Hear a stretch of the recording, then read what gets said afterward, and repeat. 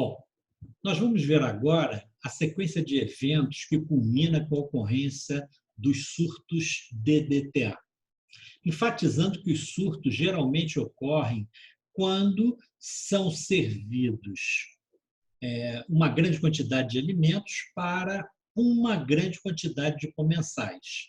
Então, em geral, é mais fácil você caracterizar os surtos, né, quando eles acontecem nessas situações. Então, muitas vezes, os surtos acontecem em batizados, casamentos, festas, coquetéis, ou seja, situações onde você prepara uma grande quantidade de alimento. Geralmente, esses alimentos são preparados antecipadamente, muitas vezes são expostos a temperaturas perigosas e aí são servidos para os comensais. Então, é frequente, né, você ter relatos da ocorrência de surtos de DTA nesse tipo de evento.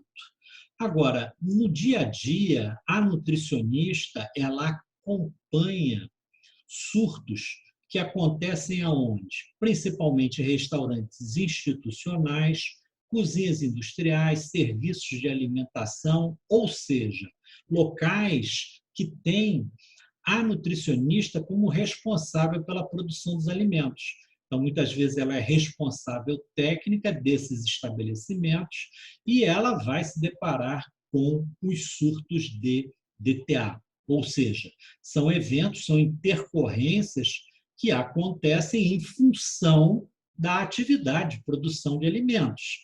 Então, ninguém pode pensar que durante a vida profissional de nutricionista não vai enfrentar um surto de DTA.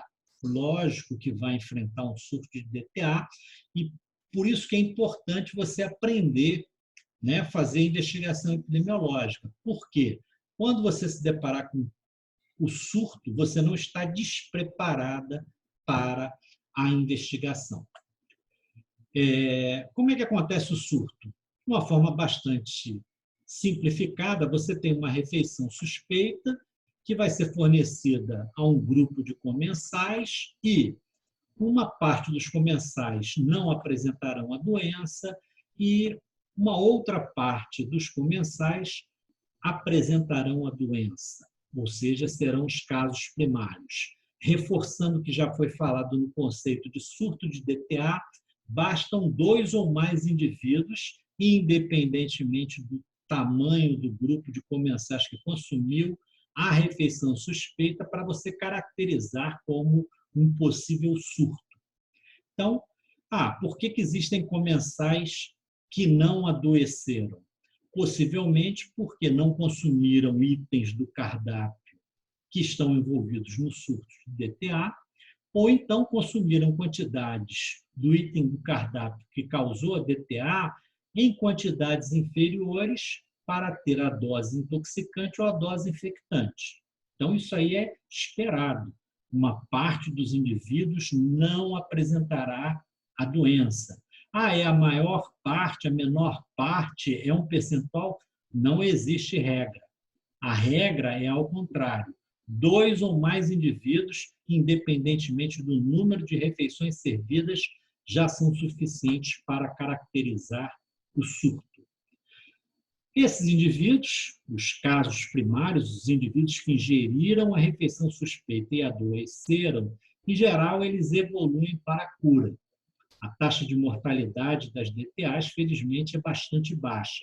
Mas, em alguns eventos, como, por exemplo, indivíduos nos extremos etários, né, pode ocorrer o óbito de indivíduos, ou nos casos de surto de botulismo alimentar, é esperado a ocorrência aí de óbitos. Esses casos primários, em geral, eles podem dar, no caso das infecções, a origem de casos secundários, ou seja, familiares que tomam conta, cuidam dos casos primários, podem adquirir o agente infeccioso e apresentar a doença, seria um caso secundário. A mesma coisa acontece com o pessoal da área de saúde que faz o atendimento a esses casos primários. muitas vezes eles se contaminam com agente infeccioso, se tornando um caso secundário. E por que isso é importante? Nas infecções pode existir uma disseminação do agente infeccioso para a comunidade. Isso, logicamente, não ocorre nas intoxicações alimentares, né? Só vai ocorrer nas infecções alimentares. Então, nas infecções alimentares tem que existir o estabelecimento de barreiras rapidamente para evitar essa disseminação comunitária. Bom, como é que você gera dados a partir da investigação epidemiológica? Você tem aí o fluxograma básico aí de eventos que compõem um surto de DTA, que a primeira coisa que você vai tentar estabelecer é qual é a taxa de ataque. Tanto a taxa de ataque do surto, como a taxa de ataque dos alimentos servidos na refeição suspeita. Como é que isso é expresso? Isso geralmente é expresso em percentual. A taxa de ataque do surto é o percentual de indivíduos doentes. Perfeito, isso é fácil de ser calculado. A taxa de ataque do alimento é mais complexo. Por quê?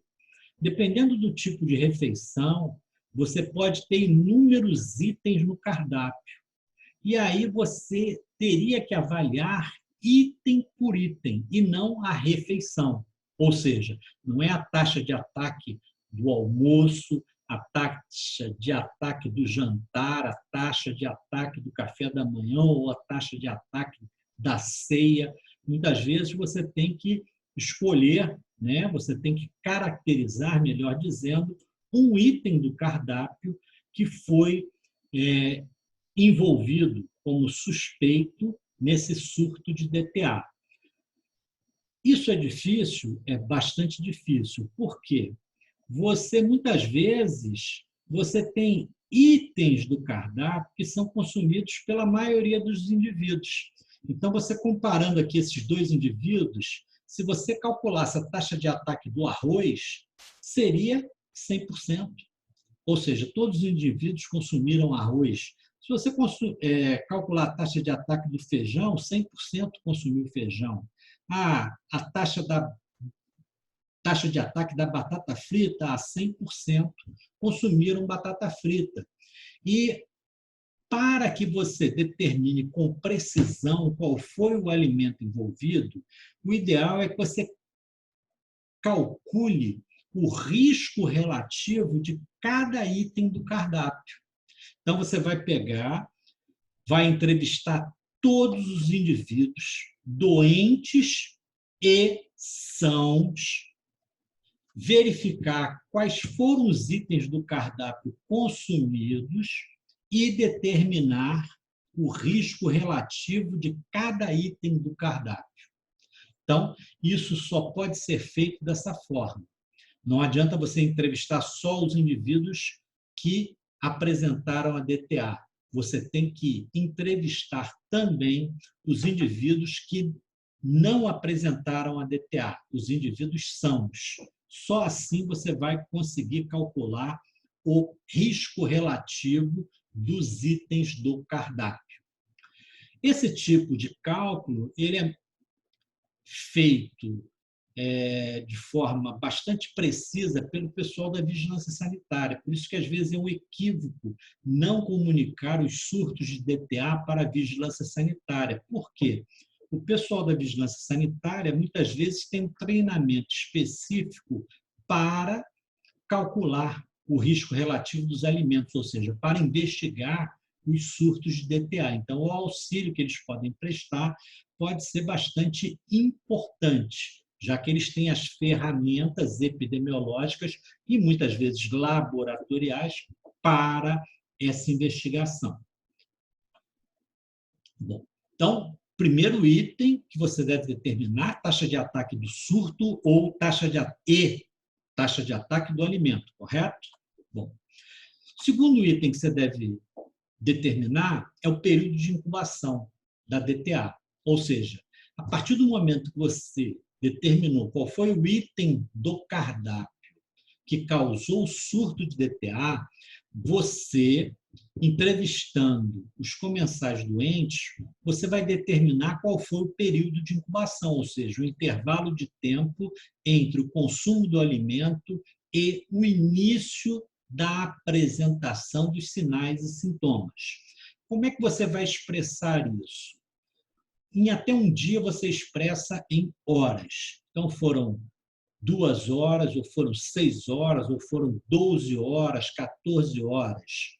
A partir de um dia, você não expressa mais em horas, você expressa preferencialmente em dias. Foi um dia, 2 dias, 24 horas, 48 horas, 3 dias, uma semana.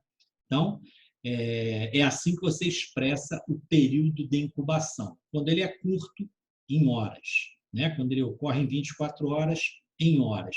Quando ele é em dias, você expressa o número de dias aí do período de incubação. E a forma mais fácil de você apresentar esses dados é fazendo um histograma. Por quê? Porque o que a gente observa nas entrevistas? Muitas vezes aparecem indivíduos que dão informações que fogem completamente ao grupo tipicamente afetado pela DTA. Então, você vê aqui nesse histograma que a maioria dos indivíduos apresentou a DTA entre 10 e 15 horas, 16 horas como período de incubação. Mas existiram indivíduos que relataram que o período de incubação foi de 2 horas e existiram indivíduos que relataram que o período de incubação estava em 30 horas. Então, quando você faz esse tipo de gráfico, esse histograma, com o período de incubação de cada indivíduo, você tem uma ideia geral, você tem uma ideia bastante precisa de qual foi o período de incubação que foi apresentado pela maioria dos indivíduos. Em hipótese nenhuma, você deve calcular uma média. Pegar 2 horas, pegar 30 horas e calcular a média. Você aqui poderia fazer a mediana dos casos, ou seja, o número de horas de período de incubação apresentado pela maioria dos indivíduos aqui envolvidos nesse surto. Correto? Bom. O outro item que você determina ao entrevistar os comensais doentes é o período de estado. Ou seja, como o nome indica, né, o período em que o indivíduo está com a doença, apresenta os sinais e sintomas da doença. Então, você vai entrevistar os indivíduos que estão doentes e vai determinar qual foi o período de estado da doença. Em geral, você tem períodos de estado de 1 a 2 dias, no máximo 3 dias, e muitas vezes você tem períodos de estados de 5 ou mais dias. Em geral, nas intoxicações, a gente vai ver isso, o período de estado é de 1 a 3 dias no máximo, e nas infecções, o período de estado é de 4, 5, 7 dias ou mais. Então, esse é um dado importante, porque vai permitir a caracterização inicial do surto como uma infecção de origem alimentar ou uma intoxicação de origem alimentar. Bom, talvez os dados mais importantes que você vai obter na investigação epidemiológica, pelo menos para tentar hipotetizar qual a etiologia do surto, é a caracterização dos principais sinais e sintomas apresentados pelos doentes. Então, esse dado é fundamental. Por que esse dado é fundamental? Porque particularidades obtidas dentre esses sinais e sintomas permitem que você estabeleça uma correlação dessa DTA com a sua etiologia. Então, isso é muitíssimo importante. Ou seja, Como eu já comentei, a maioria dos surtos de DTA não existe participação do laboratório investigando a etiologia do surto. E uma forma de você identificar uma etiologia provável do surto são os dados da investigação epidemiológica.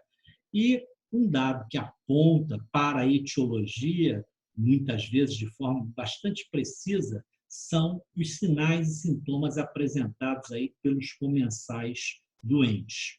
Por isso que, quando você descreve esses sinais e sintomas, você deve fazer a sua descrição de forma bastante técnica. E, quando você apresenta esses sinais e sintomas, logicamente, você vai apresentar em termos percentuais. Bom, como é que você faz o relato desses sinais e sintomas? Como eu já falei anteriormente, infelizmente, as DTAs foram muito banalizadas. Ou seja, você encontra relatos sobre DTAs até nos livros de uma forma tão primitiva que a gente fica envergonhado, né? Ou seja, tecnicamente, as informações dadas são mínimas, são confusas, não são precisas. Então, eu vou dar aqui algumas dicas de como você deve fazer o relato desses sinais e sintomas de forma bastante técnica. Primeiro, você tem que citar os sinais e sintomas na ordem de frequência de observação. Então, por exemplo, quando você fala náuseas e vômitos, eu entendo que a frequência de náuseas foi igual ou superior à frequência de vômitos. Por quê? Náuseas veio na frente, depois veio vômitos. Então, eu entendo que náuseas foi mais frequente ou igual a vômitos, correto? Então, isso é extremamente importante. Às vezes as pessoas acham que relatar os sinais e sintomas é embaralhar todos os sinais e sintomas, botar em ordem alfabética, botar em ordem de importância determinada por ela. Não tem nada a ver. Você tem que botar em ordem de frequência, né? Por exemplo, se você se depara com um surto que as pessoas relatam que existiram vômitos e náuseas, eu, por exemplo, fico confuso. Por quê? O indivíduo apresenta náuseas primeiro, depois ele tem vômitos. São sinais e sintomas subsequentes. Então, o número de indivíduos que têm náuseas é sempre igual ou superior aos indivíduos que têm vômitos. Muitas vezes você fica nauseado e não vomita. Então, você tem que pensar muito bem na forma de você apresentar esses sinais e sintomas. Quando você apresenta uma lista deles, ou você apresenta o nome do sinal e sintoma e a frequência, o percentual de ocorrência, ou você coloca eles em ordem de apresentação, do maior para o menor. Eles devem ser citados de forma técnica bastante precisa. Muitas vezes a pessoa fala assim, eu tive febre. Sim, mas clinicamente você pode ter febre baixa, moderada ou alta. Segundo esses valores aí, febre baixa até 38, moderada de 38 a 39 e alta acima de 39. Isso é importante, importantíssimo. Existem algumas DTAs que cursam com febre baixa. Existem DTAs que cursam com febre alta. Como é que você vai definir, hipotetizar a etiologia de um surto sem saber esse dado? Você tem que coletar o dado precisamente. Lógico, muitas vezes você pergunta para o comensal doente, você teve febre? Sim, tive. E qual foi o valor dessa febre? Ele não sabe relatar. Ele não tem um termômetro, ele não teve a curiosidade de medir a febre. Então, você pode criar 4 categorias, né? Febre baixa, moderada, alta e não sabe informar, correto? É melhor do que você caracterizar tudo como febre. Por quê? Se você caracteriza tudo como febre, você vai perdendo, né, dados que possibilitem a caracterização presuntiva aí da etiologia desse surto. Muito frequentemente, a gente encontra descrições que não são nada técnicas, né? Os indivíduos tiveram dor de cabeça. Dor de cabeça pode ser substituído por cefaleia.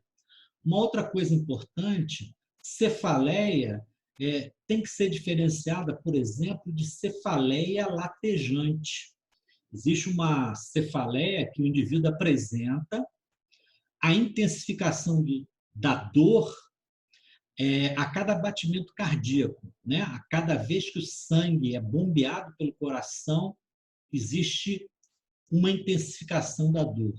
Isso aí é extremamente conclusivo, por exemplo, para você descobrir que é uma intoxicação histamínica. Não tem nada a ver com DTAs bacterianas. É um outro tipo de DTA, uma intoxicação histamínica. Você consome peixes que tiveram aminoácidos que foram transformados em histamina.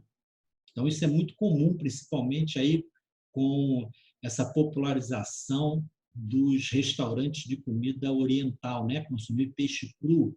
Isso pode acontecer. Se você sabe que aconteceu um surto e você tem como um dos sinais e sintomas relatado cefaleia latejante, você já dirige toda a sua investigação para um caso de surto de DTA causado por histamina, porque a cefaleia latejante é típica. Já as outras cefaleias você não consegue distinguir, mas a cefaleia latejante você já teria a presunção da etiologia do surto. Pior ainda é quando você se defronta com um relato de dor de barriga. Tudo bem, o comensal pode falar dor de barriga, mas você, como um profissional da área de saúde, você tem que caracterizar a dor abdominal. E você nunca deve confundir dor abdominal com cólica. Cólica é uma coisa, dor é outra.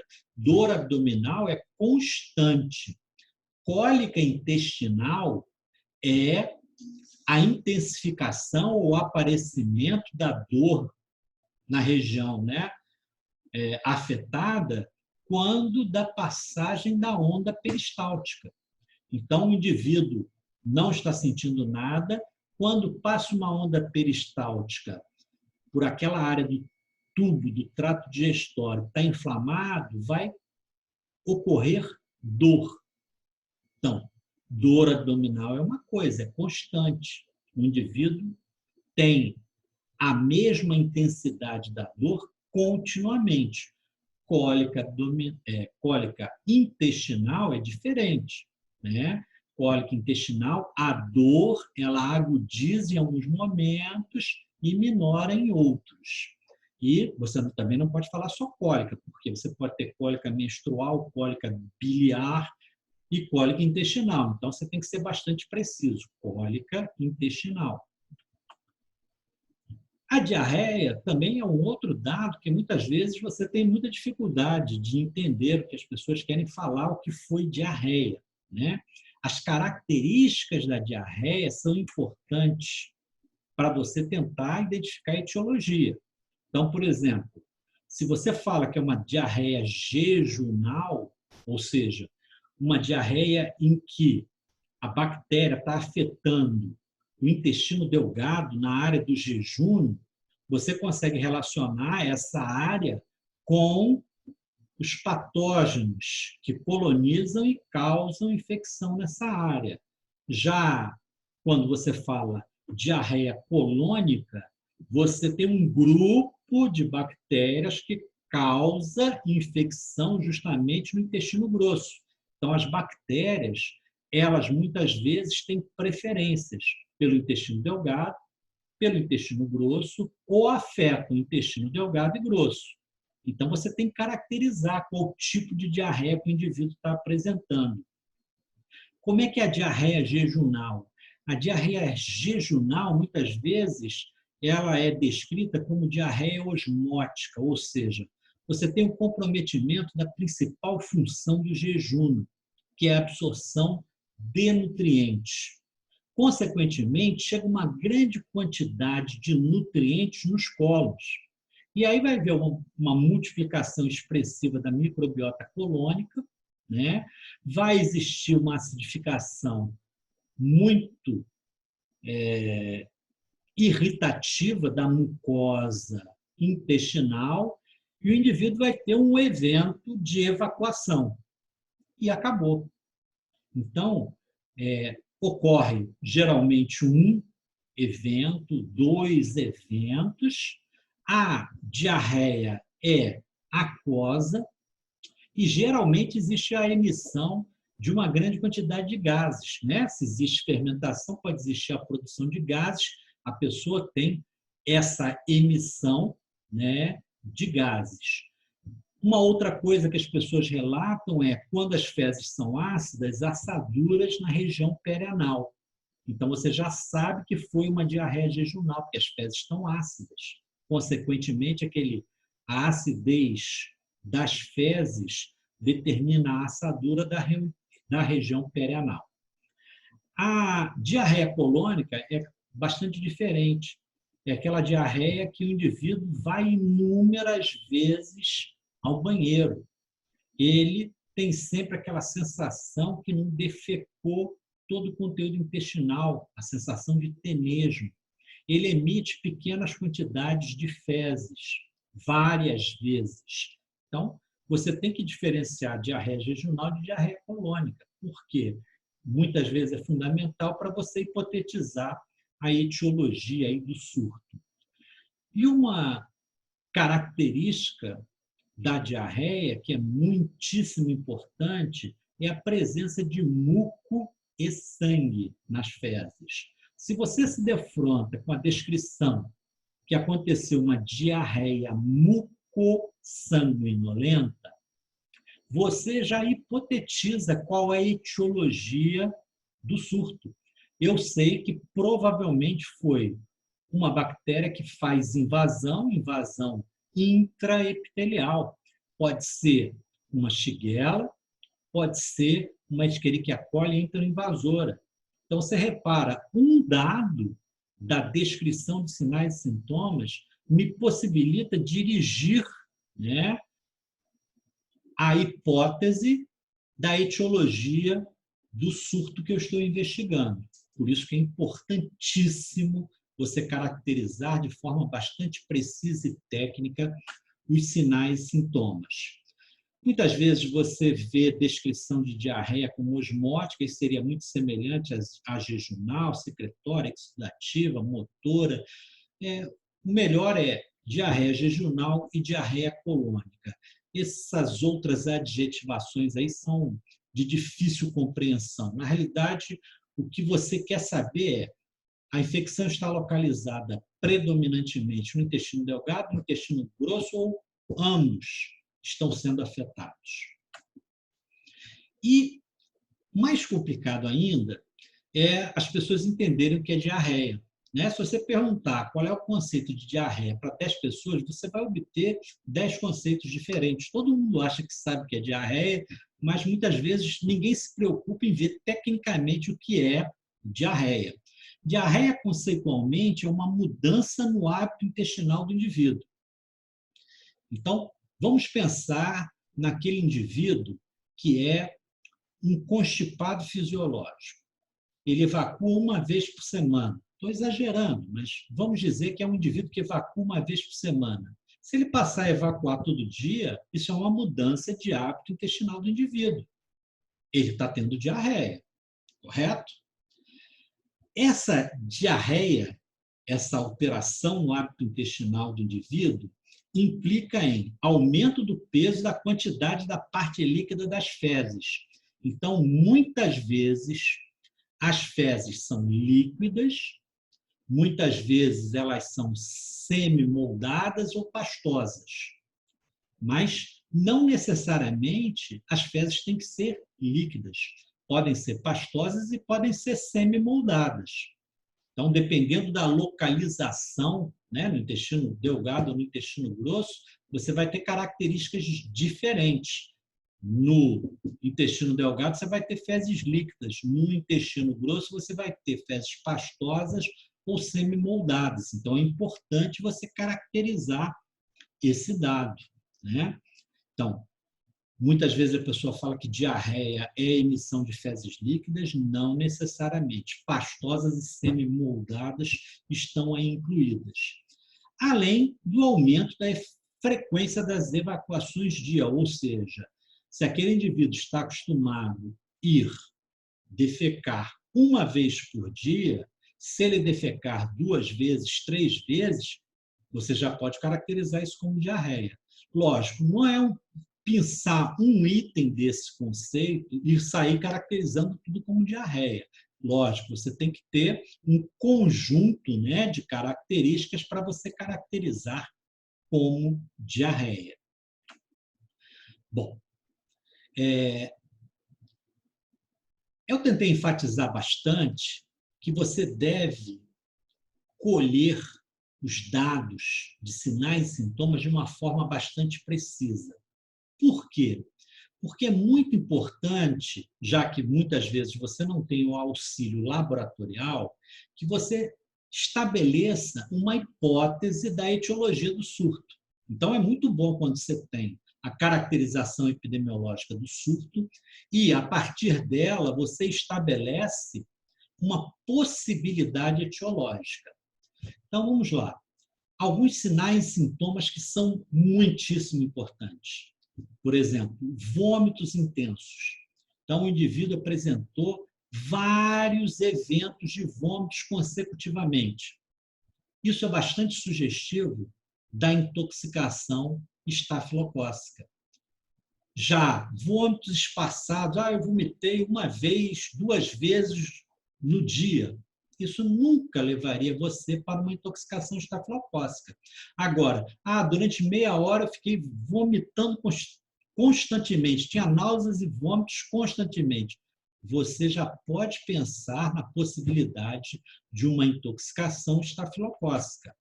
Cefaleia latejante, eu já comentei antecipadamente no slide anterior. Você vai caracterizar como uma intoxicação histamínica.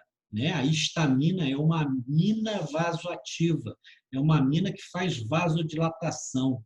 Os vasos cerebrais, quando dilatam, já provocam cefaleia. Quando passa uma onda decorrente de uma sístole cardíaca, né? Vem uma onda de sangue, um pulso naquele vaso sanguíneo, aquela dilatação pega aqueles tecidos que já estavam causando cefaleia e você tem uma intensificação daquela cefaleia. Então, cefaleia latejante é um quadro bastante aí indutivo, né, de você pensar em intoxicação histamínica. Dor abdominal constante. A pessoa, ela muitas vezes é encontrada naquela posição fetal, ela está comprimindo o abdômen. Isso é bastante sugestivo de salmonelose. Um termo que as pessoas equivocadamente utilizam, disenteria, né? A minha avó dizia que disenteria era uma diarreia de grandes proporções. Se você não tivesse uma diarreia de grandes proporções, não era disenteria. Um conceito completamente equivocado. Disenteria é um termo técnico que caracteriza a presença de muco e sangue nas fezes. É aquela diarreia mucossanguinolenta. Então, quando você tem diarreia mucossanguinolenta, você chama de disenteria. Tem uma shigella que se chama Shigella dysentery. E aí, esse nome dysentery dessa espécie está correlacionado com esse sinal, a disenteria, ou seja, a emissão de fezes com muco e sangue. Cólica intestinal intensa, já falamos, né? A enterotoxina do Clostridium perfringens, ela causa um processo inflamatório grande na submucosa intestinal. Quando a onda peristáltica passa, o indivíduo tem uma cólica extremamente dolorosa, um quadro de dor extremamente agudo. Ele lembra disso, né? Numa das primeiras investigações de DTA por Clostridium perfringens que eu participei, um comensal doente caracterizou bem como é que são essas cólicas. Ele falou assim: foram cólicas inesquecíveis, ou seja, são cólicas muito diferentes das cólicas que habitualmente as pessoas podem apresentar. É uma dor extremamente intensa. Você já pode pensar na possibilidade de uma DTA por Clostridium perfringens. Uma coisa que você deve evitar é dar valor a quadros clínicos citados por médicos, citados pelos comensais, citados por outras pessoas aí da área médica. Por quê? Porque muitas vezes o quadro clínico é caracterizado de uma forma tão primitiva que gera confusão. Gera você ter vários indivíduos apresentando vários quadros e você pensa que são quadros clínicos diferentes, né? Então, é comum as pessoas falarem assim: é um quadro de gastroenterite. O quadro de gastroenterite é algo clinicamente muito suspeito. Por quê? Quando você tem uma infecção intestinal, a infecção está no intestino, não tem inflamação na mucosa gástrica. Então, se você falasse enterite, estaria correto. Agora, gastroenterite, você já está partindo do pressuposto que esse termo está errado, correto? Intoxicação intestinal. Também é uma descrição genérica. Muitas vezes ele pode estar confundindo uma infecção intestinal com uma intoxicação intestinal. Então, você deve, durante a investigação epidemiológica, colher sinais e sintomas sem valorizar excessivamente essas descrições que muitas vezes confundem, né? Inicialmente, a partir dos dados que você obteve, você já pode caracterizar como foi uma intoxicação ou foi uma infecção. Então, isso você pode fazer. Olha, eu tenho um surto de DTA e eu estou suspeitando, pelo levantamento epidemiológico que eu fiz, que seja uma intoxicação. Essa conclusão está correta? Sim, essa conclusão pode ser apontada pela investigação epidemiológica, como também a investigação epidemiológica pode apontar os quadros de infecção. Então, agora, evite utilizar termos pseudotécnicos, né? Gastroenterite, indisposição intestinal, intoxicação alimentar. Muitas vezes esses termos são utilizados sem uma correlação específica com a etiologia da DTA. Bom, o último dado que você obtém da investigação epidemiológica, eu espero que ninguém chegue nesse ponto, é você calcular a taxa de mortalidade. Como eu falei, a taxa de mortalidade das DTAs é muitíssimo baixa. Por isso que é uma doença que é muito subestimada. As pessoas pensam muito que doença tem que causar morte. Só que a DTA, ela causa muito mais problemas do que a morte dos indivíduos. Então, a taxa de mortalidade das DTAs é baixa. E por isso que elas são doenças importantes. Por quê? Muitas vezes as pessoas, por elas não causarem uma alta taxa de mortalidade, elas subestimam a importância das DTAs. Né? Você tem que pensar o seguinte: se uma pessoa ficar doente, e ela ficou doente por causa de um alimento que você preparou, isso é um problema. Né? Ninguém fica satisfeito com essa situação. Se você causou doença, alguém teve problemas, por exemplo, de faltar ao trabalho, de ter que ser atendido no hospital. Então, você indiretamente está causando problemas na empresa, porque quando o funcionário falta, a empresa tem um problema. Se, de repente, você afasta 30% do quadro de funcionários de uma empresa por causa de uma DTA, você pode levar aquela empresa à falência. Se ela tem prazos para cumprir, se ela tem prazos para entregar produtos, e você afasta durante 10 dias 30% dos funcionários daquela empresa, você mata a empresa. Então, o absenteísmo é importante. né, é importante para o sistema previdenciário. Alguém vai pagar por aquele dia trabalhado ao trabalhador, né? Então, você fica sobrecarregando a previdência, sobrecarregando a empresa, afastando os funcionários por causa das DTAs. Se o funcionário ele é internado no hospital, o que vai acontecer? Indiretamente, se ele tem um plano de saúde, o plano de saúde da empresa vai aumentar, porque o plano de saúde da empresa reflete os custos hospitalares. Se as pessoas estão sendo internadas por causa das DTAs, isso vai fazer com que o custo do plano de saúde para a empresa aumente. Então, existem muitos problemas que são maiores do ponto de vista deste momento que a taxa de mortalidade. A taxa de mortalidade acontece quando,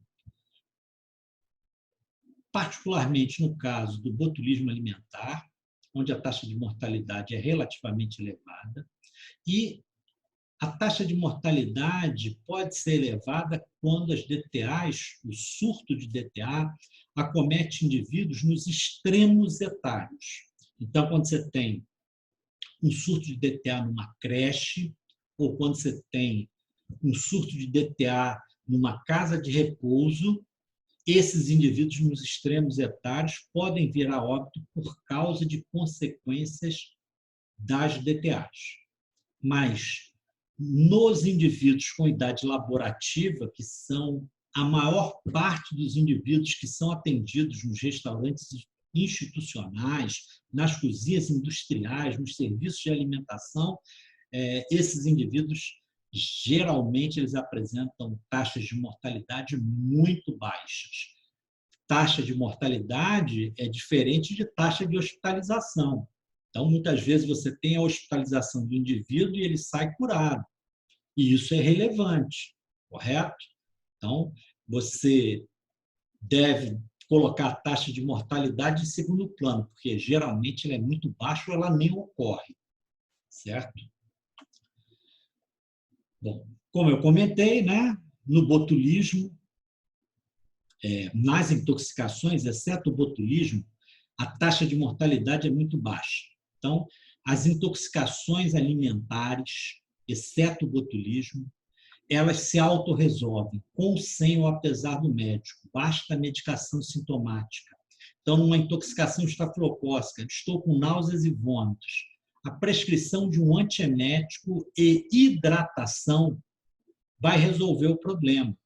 Muitas vezes, o próprio indivíduo ele se automedica, ele faz uso de um antiemético, ele bebe um repositor hidroeletrolítico e ele resolve o problema. Ou então ele vai no posto de saúde, ele vai no hospital, é prescrito um antiemético, um repositor hidroeletrolítico e o caso se resolve por si só.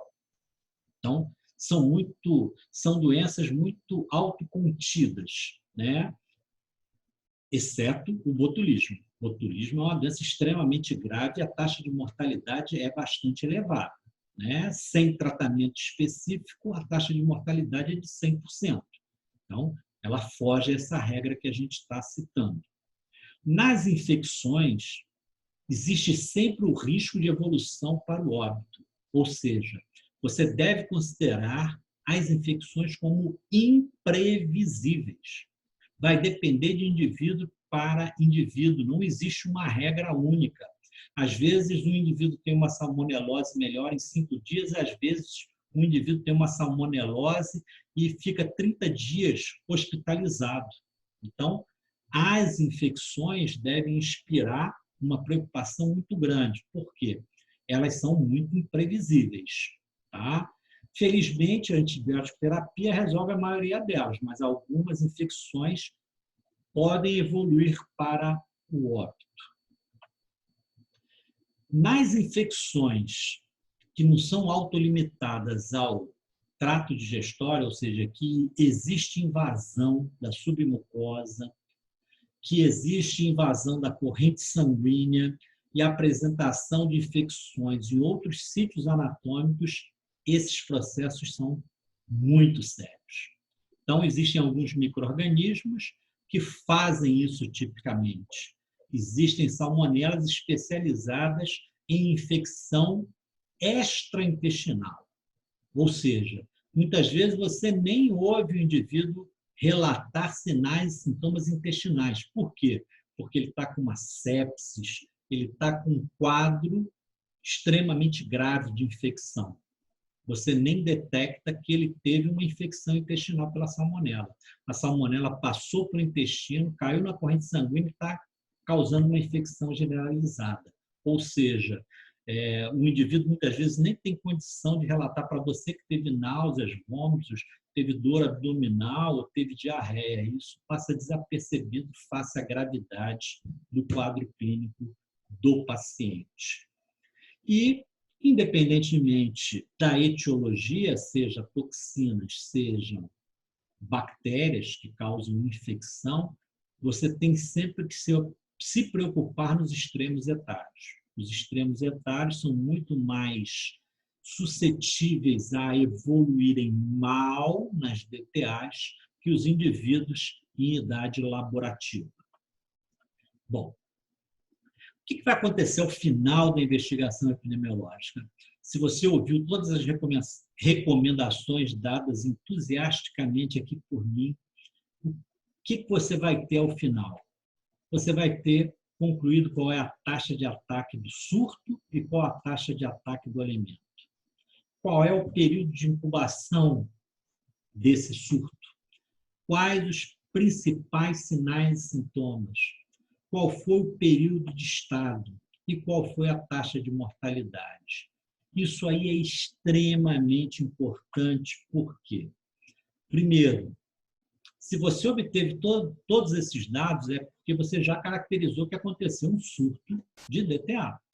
Segundo, com esses dados, você pode fazer a presunção da etiologia do surto, e isso é muito importante.